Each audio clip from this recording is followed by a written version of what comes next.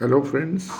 आज इंडिया में hyundai Motors का सबसे बड़ा आईपीओ, इंडिया का सबसे बड़ा आईपीओ आज खुलने जा रहा है, जो कि 2024 का वर्ल्ड का सेकंड लार्जेस्ट आईपीओ है। तो लोगों के मन में बहुत एक्साइटमेंट भी है इस आईपीओ को लेकर, और कुछ आशंकाएं भी हैं कि ये आईपीओ अच्छा रहेगा कि नहीं इन्वेस्टमेंट के लिए। So I will talk on that this IPO. मेरे हिसाब से ये आईपीओ, लोगों के मन में जो डर है वो किस वजह से है कि लोगों को लगता है इतना बड़ा आईपीओ, जैसे पेटीएम का आईपीओ आया था तो लोगों को बहुत नुकसान हुआ, या एलआईसी का आया था तो शुरू में लोगों को बहुत नुकसान हुआ। लोगों को डर है कि कहीं ये पेटीएम या एलआईसी ना हो जाए। बट Hyundai इंडिया के आईपीओ को पेटीएम से या एलआईसी से कंपैरिजन करना गलत है। किसी भी कंपनी को कंपेयर करना हो तो उस सेक्टर की, उस इंडस्ट्री की दूसरी कंपनी से करना चाहिए कि how those companies are doing.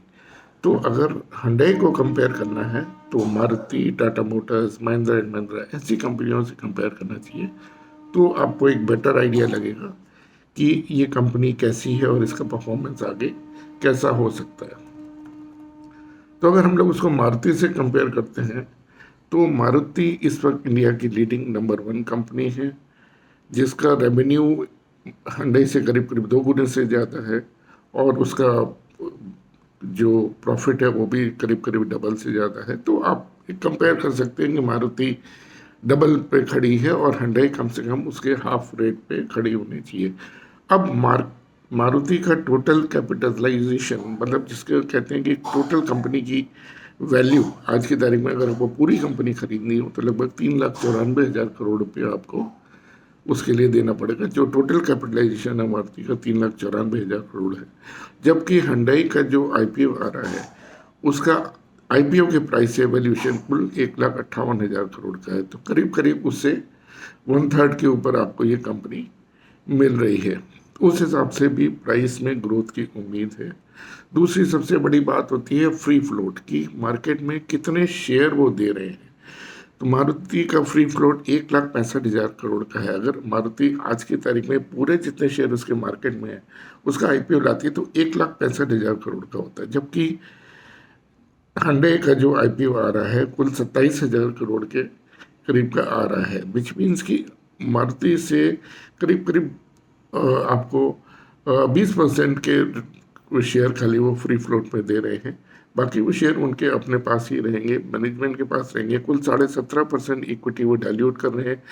That means कि 82% इक्विटी अभी भी जो कोरियन प्रमोटर्स हैं Hyundai के, उनके पास ही रहेंगे। इसका मतलब मार्केट में शेयर कम रहेंगे तो इंस्टीट्यूशनल डिमांड, खासतौर से रिटेल इन्वेस्टर तो उतना नहीं खरीदेगा आईपीओ के बाद। बट इंस्टीट्यूशंस या म्यूचुअल फंड्स वगैरह काफ़ी हद तक इसकी बाइंग करेंगे, क्योंकि इनको बैलेंसिंग भी करनी होती है। सपोज ऑटो इंडेक्स में अभी तक मारुति है, टाटा मोटर्स है, महिंद्रा एंड महिंद्रा है और 10 शेयर है। अब चूँकि Hyundai भी लिस्टिंग हो जाएगी तो ऑटो इंडेक्स में इसका भी एक अच्छा खासा वेटेज होगा। तो उस वेटेज को अगर, जैसे जो ऑटो सेक्टर के म्यूचुअल फंड्स है, उनको इस शेयर को उठाना ही उठाना पड़ेगा in order to keep their portfolio balanced. तो इंस्टीट्यूशनल डिमांड इस शेयर में रहेगी रहेगी, क्योंकि वैल्यू वाइज, प्राइस वाइज बहुत अच्छा है इन कंपैरिजन टू मारुति। ये बहुत अच्छा है। और सबसे बड़ी चीज़ है, मारुति का शेयर 5 पेड अप है और आज की तारीख में लगभग 12,500 रुपये चल रहा है। This is a very big point two notice कि 5 रुपये का पेडअप शेयर 12,500 रुपये चल रहा है। दैट मीन्स अगर 10 रुपये पेडअप होता है तो इसकी वैल्यू होती 25,000 रुपये। इसके कंपैरिजन में आप देखें तो Hyundai का शेयर 10 रुपये पेडअप है और 1,960 रुपये में आईपीओ ला रहा है। मतलब लगभग 8 से 10% वैल्यूएशन के ऊपर अपना शेयर लेके आ रहा है इन कंपैरिजन टू मारुति। तो आप वो भी सोचिए कि अगर उससे आधी भी कंपनी, इसको हम मान लें कि मारुति से आधी कंपनी है ये, तब भी इसका फेयर प्राइस आज की तारीख में, अगर आप मारुति जैसा ही अगले 3, 4, 5 साल परफॉर्म करते रहेंगे तो 4 से 5 हज़ार होना कोई बड़ी बात नहीं है। तो हमारे हिसाब से तो 100% इस इशू को सबको लगाना चाहिए। अगर हम मिनिमम 1 लॉट, 2 लॉट, 5 लॉट जितने भी लगा सकते हैं ज़रूर लगाइए, और आराम से आपको 15 से 20% तो लिस्टिंग पे रिटर्न मिलना चाहिए।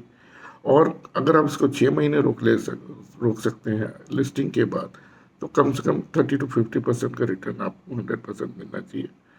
So all the best, let's make history इतना बड़ा आईपीओ इंडिया की हिस्ट्री में पहली बार आ रहा है। Let's make it a good IPO. And जिस हिसाब से बजाज हाउसिंग फाइनेंस 2 से 2.5 लाख करोड़ उनको मिला था आईपीओ में, अगर 27,000 का करोड़ हुंडई का इशू है और अगर ये भी 2-2.5 लाख करोड़ भी मिनिमम गैदर कर लेता है तो 8 से 10 टाइम सब्सक्राइब होगा। तो 8 से 10 टाइम अगर सब्सक्राइब होगा तो लिस्टिंग भी इसकी अच्छी होगी और बाद में भी इसकी इंस्टीट्यूशनल डिमांड शेयर की बनी रहेगी। तो मेरे हिसाब से ज़रूर ज़रूर शेयर को लगाइए। All the best you, happy investing, thank you.